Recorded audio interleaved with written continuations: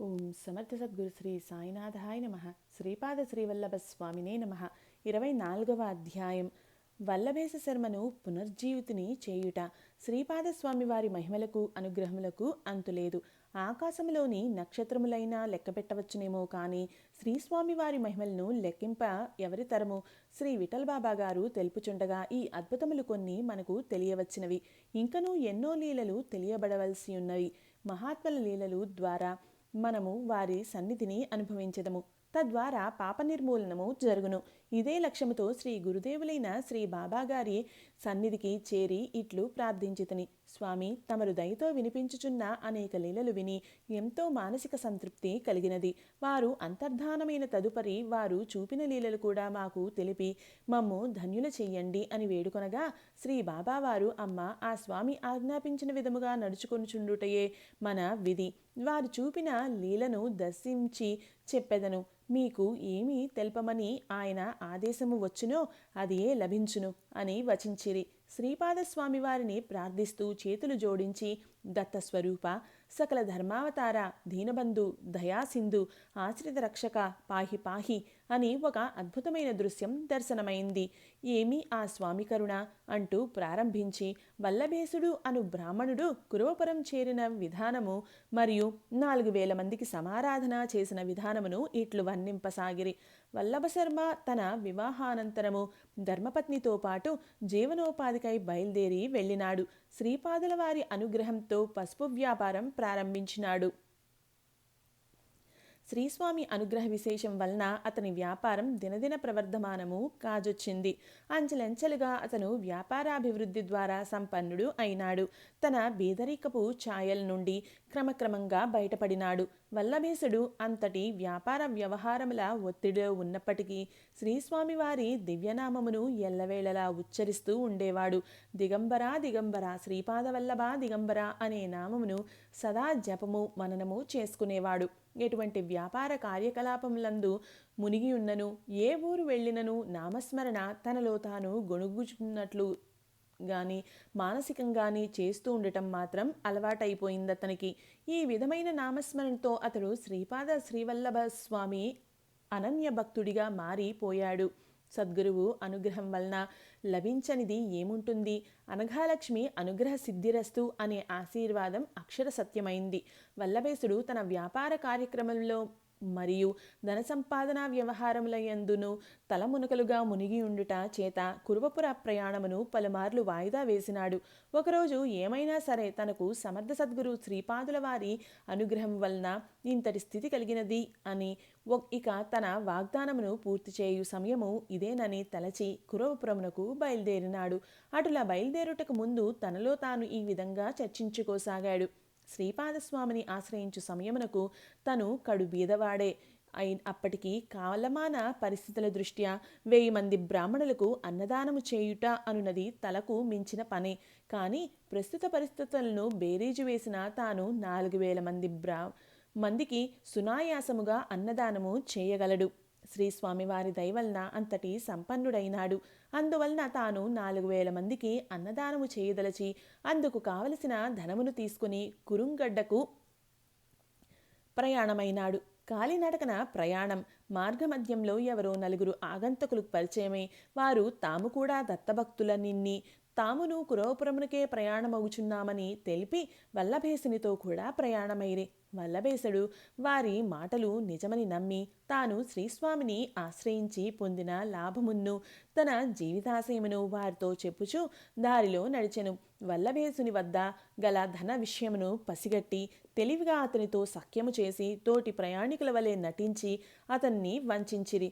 వారంతా కలిసి ప్రయాణము చేయుచు కురుంగడ్డకు 6 క్రోసుల దూరములకు చేరగా రాత్రి అయినది. ఆ రాత్రి ఒక అడవి ప్రాంతమున విశ్రాంతి తీసుకొనిరి. ప్రయాణ బడలిక చేత వల్లభేశుడు ఆదమరిచి నిద్రపోయాడు. కుట్ర కుతంత్రములతో అతన్ని చేరిన తోటివారికి మాత్రం నిద్ర ఎక్కడిది? వారంతా ఇటువంటి అవకాశము కొరకు ఎదురుచూచున్నారు. తక్షణమే వారంతా ఏకమై వల్లభేశుడి శిరస్సు ఖండించారు. నిరంతర శ్రీపాదనామస్మరణ చేయు వల్లభేశుడు ఆ మరణ సమయంలో తనకు తెలియకుండానే శ్రీపాద శ్రీవల్లభ అని గొంతెత్తి అరిచినాడు. వెంటనే ప్రహ్లాదుని కాపాడుటకు ఆవిర్భవించిన నారసింహుని వలె, గజరక్షణము చేయు శ్రీహరి వలె అచట త్రిశూలధారి అయిన శ్రీపాదుల వారు ప్రత్యక్షమైనారు. నలుగురిలో ముగ్గురిని శ్రీస్వామి తన త్రిశూలంతో సంహరించినారు. నాల్గవ వ్యక్తిని సంహరించులోగా అతను శ్రీస్వామి వారి పాదములపై పడి ఇలా ప్రార్థించాడు: స్వామి, నేను వీరితో చేరిన మాట వాస్తవమే, కానీ స్వతహాగా నేను చెడు వర్తనము కలిగిన వాడను కాను. మీరు సర్వము తెలిసినవారు, అందువలన దయవుంచి రక్షించవలసింది అని ప్రార్థించినాడు. సర్వ హృదయాంతరవర్తి అయిన శ్రీస్వామి అతన్ని మన్నించి అతని చేతికి కొద్దిగా భస్మమునిచ్చి తలను మొండెమునకు అతికించమని, ఆ భస్మమును వల్లభేశుని నుదుటికి పెట్టి శరీరంపై చల్లమని చెప్పి ఆయన తమ అమృత దృష్టిని ఒక్కసారి వల్లభేశునిపై సారించినారు. వల్లభేశుని ప్రాణవాయువులు తిరిగి అతని శరీరమందు ప్రవేశించిన వెంటనే శ్రీస్వామి అంతర్ధానమయ్యారు.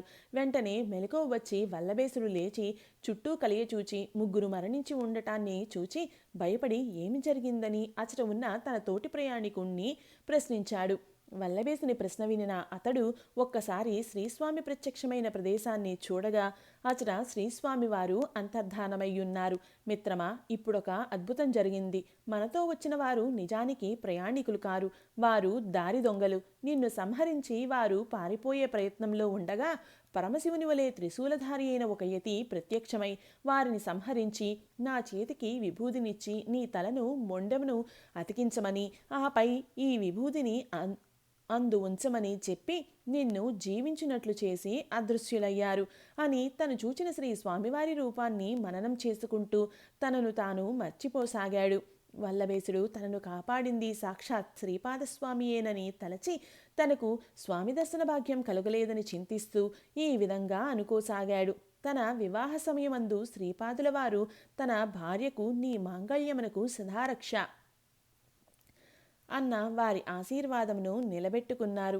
గ్రహదోష ఫలము కర్మను అనుభవింపచేస్తే గురుభక్తులకు గ్రహపీడ ఉండదని నిరూపించుటకుగాను నన్ను పునర్జీవితుణ్ణి చేశారు. ఆహా, సద్గురువుల కృప అపారం కదా! ఏమి నా పుణ్యఫలము! దత్త స్వరూపులైన శ్రీపాదుల వారు నన్ను పరిపూర్ణంగా అనుగ్రహించినారు.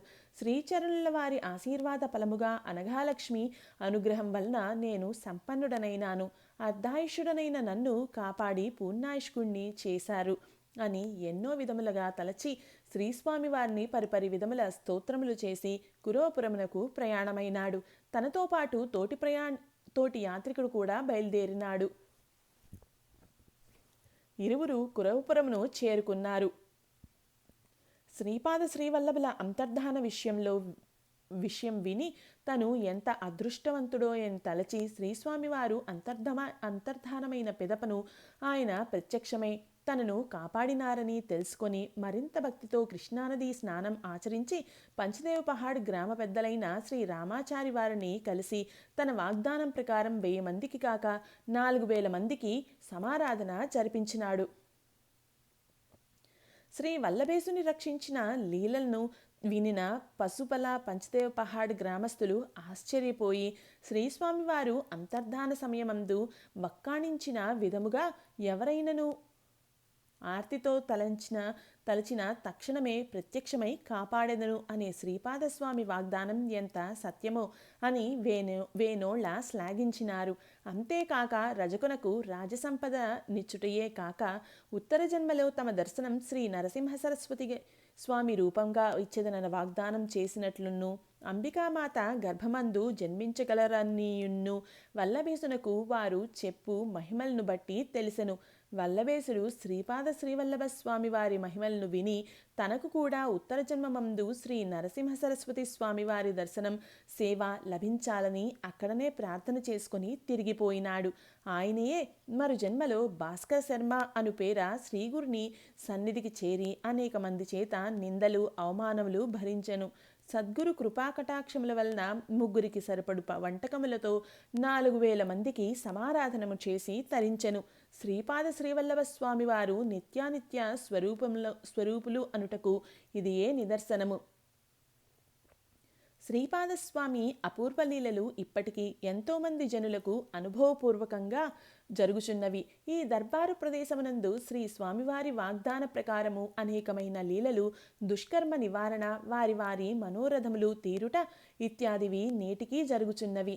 అర్హులైన భక్తులకు శ్రీ స్వామివారి దర్శన భాగ్యమును కూడా కలుగుచున్నవి. వారి ఆదేశ ప్రకారము ఈ రోజున శ్రీక్షేత్ర శ్రీవల్లభాపురం అను క్షేత్రముగా ప్రాచుర్యం పొంది దత్తభక్తుల కోరికలను తీర్చుచున్నది. వల్లభేశుడిని రక్షించిన ప్రదేశము అటవీ ప్రాంతము గల కొండగుట్ట. శ్రీపాదుల వారు ఆ కొండపైన వధింపబడిన వల్లభేశుని రక్షించుటకు గాను అచట ప్రత్యక్షమై అతన్ని కాపాడిన పెదప కొండ కింద గల గుహయందు ప్రవేశించి అదృశ్యులైరి. ఆ గుహలో రాతిపై వారి ఆకారం ఏర్పడింది. అది ఒక దత్తక్షేత్రంగా పేరొందినది. తదుపరి దానికి దగ్గరలో మంథేన్ గోడ్ అనే గ్రామం ఏర్పడింది. ప్రస్తుతం ఇది కూడా ఒక దత్తక్షేత్రమే అని బాబాగారు వివరించినారు. తర్వాత శ్రీ బాబావారు ఇలా చెప్పారు: సాధకులారా, సాధకునికి ఏ సమయంలోనైనా సాధనలో విఘాతాలు కలగవచ్చును. అసలు విఘ్నాలు అంటే ఏమిటో, అవి ఎందుకు కలుగుతాయో కూడా సాధకుడు అవశ్యం తెలుసుకోవాలి. విఘ్నములు ఎవరో కలిగించేవి కావు. సాధకుడైన వాడు తనలోని అవగుణములను తొలగించుకుంటే విఘ్నములు నివారింపబడతాయి. కానీ అవగుణములు తనలో ఉన్నాయని తెలిస్తేనే కదా వాటిని తొలగించుకునే ప్రయత్నం చేయగలిగేది. మానవుడై పుట్టిన ముముక్షత్వం కావాలనుకొని నిశ్చయించుకొని ప్రయత్నించే వారికి సద్గురు సమాగమం సేవ తప్పనిసరిగా కావాలి. గురుసేవ చేస్తూ ఉండే సమయంలోనే అగ్ని సాన్నిధ్యం చేత బంగారం కొలిమిలో కరిగించు విధంగా సువర్ణం మెరుగు పెట్టబడినట్లు సాధకుడు క్రమంగా తనలోని అవగుణాలను తొలగించుకోవాలి, నిర్మలుడు కావాలి. అటువంటి అవగుణాలు 1,01,000 పేర్కొన్నారు మన పూర్వరుషులు. వాటిలో ముఖ్యంగా కొన్నింటిని చెప్తాను. అనవసర ప్రసంగములు చేయుట, ఏ వార్తైనా విన్నప్పుడు స్థిరత్వం లేకుండా దిగ్భ్రాంతి చూపడం, ఊరికినే ఉలిక్కి పడడం, ఇతరుల్లోని లోపాలు వెతికి బహిర్గతం చేయుట, తన లోపాలను తెలియకపోవుట, ఏదైనా వార్త వినగానే మూర్ఛనొందుట, ఇతరులను అనుకరణ చేసి వెక్కిరించుట, అపహాస్యం చేయాలని భావించుట, చౌకబారు విమర్శలు చేయుట, పరుషవాక్యాలు మాట్లాడుట, వ్యంగ్యధోరణిలో సంభాషణ, ఏ సంకల్పమైనా దృఢముగా చేయకుండుట, అనుమానించుట, తలచిన కార్యము నెరవేరుతుందో లేదోనని సందేహించుట, ఇటువంటివన్నీ సాధకునిలో ఉండకూడని గుణాలు. కానీ వీటిని తనలో ఉండకూడని గుణాలుగా గుర్తించలేడు. ఇవి అవలక్షణాలుగా తాను భావించడు. ఇది గురువుల చేత విశదీకరింపబడినప్పుడు మంచి సాధకుడైతే తనలో తాను విచారించుకొని ఇటువంటి అవలక్షణాలను విడిచిపెట్టేటందుకు ప్రయత్నం చేస్తాడు. ఈ విషయం తెలియనప్పుడు అజ్ఞానం చేత తెలియలేదని, తెలిసిన తర్వాత తనకి జ్ఞానం కలిగిందని చెప్తాడు. ఆ జ్ఞానస్వరూపమే మహాగణపతి. జ్ఞాన ప్రకాశంలో అజ్ఞానం లయమవుతుంది. సూర్యోదయంతో చీకటి తొలగుతుంది అంటారు. అది తొలగేటందుకు వేరుగా స్థలం ఎక్కడుంది? వెలుగులోనే లయమైపోతుంది. అదేవిధంగానే జ్ఞానంలో అజ్ఞానం లయమైపోతుంది. ఈ విషయాలు తెలుసుకున్న సాధకుడు ఆచరణలో పెట్టడానికి సిద్ధమైతే విఘ్నాలు తొలగుతాయి. మనసు ఎక్కడ ఉంటే శరీరం అక్కడ ఉన్నట్లే.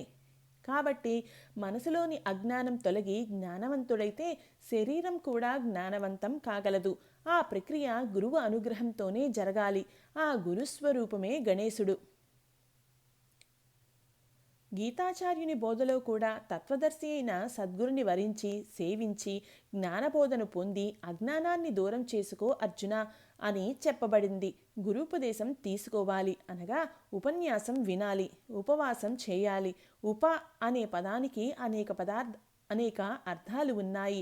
కొన్ని మరియొక, సమీప, తోడు, సహాయం, విభాగం, మరికొన్ని మరలా అని నానార్థాలు కలవు.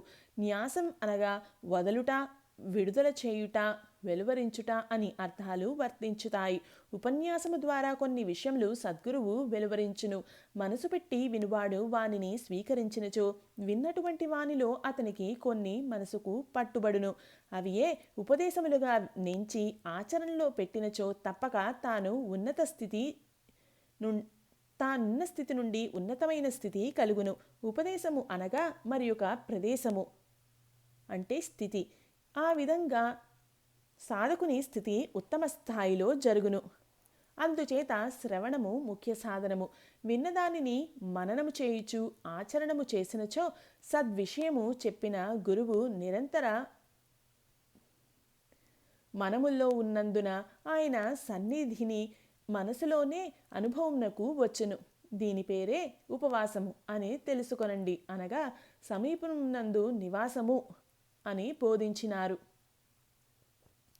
అంబిక పునర్జన్మ. జీవితాంతము అంబికామాత ప్రదోషకాలంలో శివపూజ చేస్తూనే ఉంది.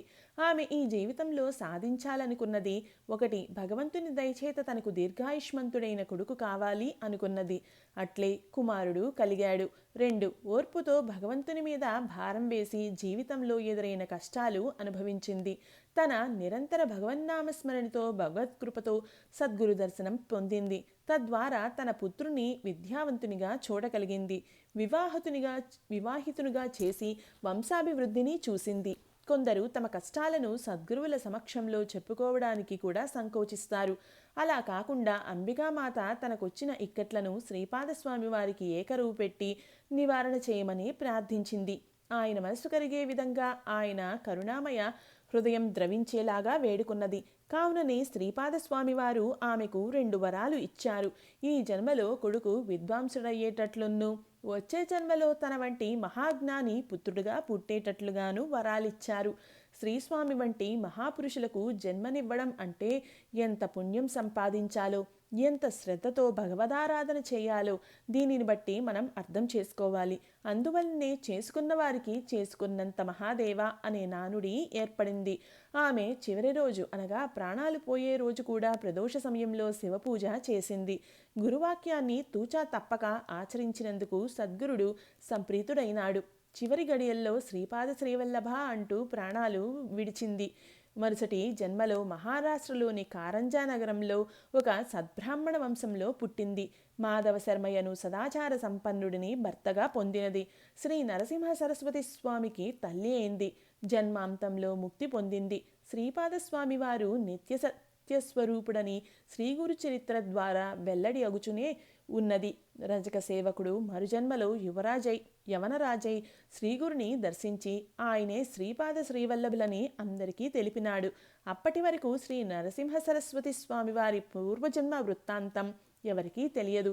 శ్రీగురుడు శ్రీశైలంలో పాతాళగంగలో పుష్పాసనంపై కదలీవళానికి వెళ్ళిన తర్వాత అక్కడకు చేరిన యవనరాజు, సాయందేవుడు, నందిశర్మ, నరహరిశర్మ, సిద్ధ సరస్వతి మరియు శ్రీగురుంచే ఆజ్ఞను పొంది తీర్థాటనము చేసి తిరిగి వచ్చిన సాధక భక్త బృందమును కలుపుకొని అందరూ శ్రీక్షేత్ర కురూపురం చేరుకొని శ్రీపాదవల్లభుని తపోస్థానమును గుర్తించినారు.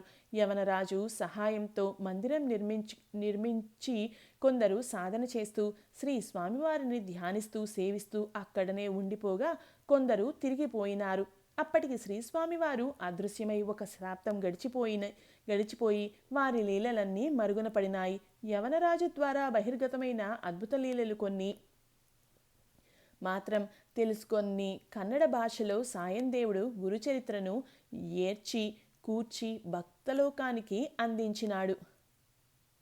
ఆ సాయందేవుడే శ్రీపాద శ్రీవల్లభుని భక్తితో కొలిచిన గోకర్ణవాసి గోవిందభట్టు. అదే గుహచరిత్రను సాయందేవుని మునిమనవడైన గంగాధర సరస్వతికి సిద్ధ సరస్వతి అనే శ్రీగురుని శిష్యుడు వినిపిస్తారు. అద్దానినే ఆయన సిద్ధ నామధారక సంవాద రూపంగా మరాఠీలో లిఖించినాడు. తదుపరి శ్రీ వాసుదేవానంద సరస్వతి స్వామివారు శ్రీ దత్తుని ఆజ్ఞ మేరకు సంస్కృతంలో శ్రీగురు చరిత్రను దర్శించి విపులంగా వ్రాయటం జరిగింది. ఇటీవలి కాలంలో అది అన్ని భాషలలో వెలువడింది. తర్వాతనే నేను శ్రీక్షేత్ర కురువపురం దర్శనం ఎందరో మహాత్ములు చేసుకుంటున్నారని తెలిసి వారు కూడా వచ్చి దర్శించినట్లు వారి చరిత్ర ద్వారా తెలియవస్తున్నది. శ్రీపాదుల వారిని సేవించిన శంకరభట్టు రచించిన శ్రీపాదలీలలు గంధర్వులు కొనిపోయినారు. అందులోని కొన్ని అంశాలు అందినంత వరకు మల్లాది గోవింద దీక్షితులు ప్రచురించారు. ఇప్పుడు మనకు శ్రీ విఠల్ బాబా గారు తాము దర్శించగా తెలిసినంత వరకు ఈ విధముగా నన్నొక ఉపకరణముగా చేసుకొని లోకంలో ప్రకాశింప చేశారు. బాబాగారి నిర్హేతుక జాయమాన కటాక్ష వీక్షణాలకు పాత్రమైన నా జన్మ ధన్యమైందని సంభావిస్తూ గురుదేవులు శ్రీ విఠల్ బాబా వారి అరుణారుణ చరణ కమలాలకు హృదయపూర్వక సాష్టాంగ దండ ప్రణామాలు సమర్పిస్తున్నాను. ఇది 24వ అధ్యాయం సంపూర్ణం. క్షమించాలి. జన్మ జన్మాంతరంలో గురు సన్నిధి. సద్గురు సన్నిధి లభించుట, వారిని ఆశ్రయించి సేవించుట జన్మ జన్మాంతర పుణ్యఫలమని పెద్దలు చెప్పుచుంటారు. మనం వింటాము. కానీ దానిని పొందాలి అనే దృఢమైన సంకల్పం కలగాలి.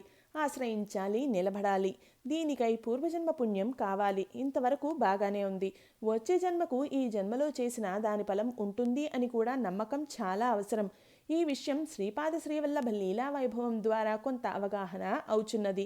గోకర్ణంలో శ్రీపాద శ్రీవల్లభులను సేవించిన గోవిందభట్టు శ్రీ నరసింహ సరస్వతి స్వామి వారి సన్నిధిలో సాయం దేవుడిగా, తర్వాతి శ్రీ సాయిబాబా వారి సన్నిధిలో అన్నాసాహెబ్ దబోల్కర్ అంటే హేమత్ పంతుగా జన్మించి సద్గురు చరిత్ర రచించి తరించినాడు.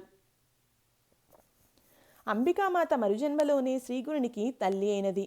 ఆయన అనుగ్రహంతో కాశీలో ముక్తి పొందింది. ఆంజనేయ శర్మ శ్రీగురుని సన్నిధికి చేరిన నందిశర్మగా జన్మించాడు. గురు సన్నిధిలో కవీశ్వరుడని బిరుదు పొందాడు. స్వామి సమర్థులు అక్కల్కోట చేరగా పాండురంగ పురాణిక్గా స్వామి సన్నిధిలో సేవించాడు. స్వామివారి లీలలు గానం చేశాడు. రజకుడు శ్రీగురుని సన్నిధికి యవనరాజుగా చేరి పూర్వజన్మ జ్ఞానం పొందాడు. శ్రీపాదుల వారి లీలలన్నీ అందరికీ తెలియచెప్పాడు. వారి అంతర్ధానం తర్వాత శ్రీశైలం నుండి కురవపురం చేరి అచట శ్రీపాదులకు మందిర నిర్మాణం చేయించి తాను ఆ క్షేత్రంలోనే నివసిస్తూ శ్రీ సాయిబాబా సన్నిధిలో మహల్సాపతిగా నిలబడ్డాడు. 72 గంటల బాబా సమాధి సమయంలో ధైర్యంగా ఆయన శరీరాన్ని కాపాడి ఉండకపోతే తర్వాత శ్రీ బాబా లీలలు మనకు లభించేవే కాదు. కాబట్టి అంతటి ధైర్య సాహసాలు ఒక జన్మతో పొందేవి కావని తెలుస్తున్నది. బ్రహ్మచారి నిర్మలానంద శ్రీశైలంలో శ్రీపాదస్వామి వారి సన్నిధిలో వర్తించి శ్రీగురుని సన్నిధికి త్రివిక్రమానంద భారతిగా చేరినాడు. శ్రీస్వామి సమర్థుల సన్నిధిలో వామన్ బువాగా చేరి ఆయన లీలలను మరాఠీలో గ్రంథస్థం చేశాడు. వాసుదేవరావు శ్రీపాదులను ఉపాసించి శ్రీ గురు సన్నిధిని మరుజన్మలో నరకేసరిగా పొందాడు.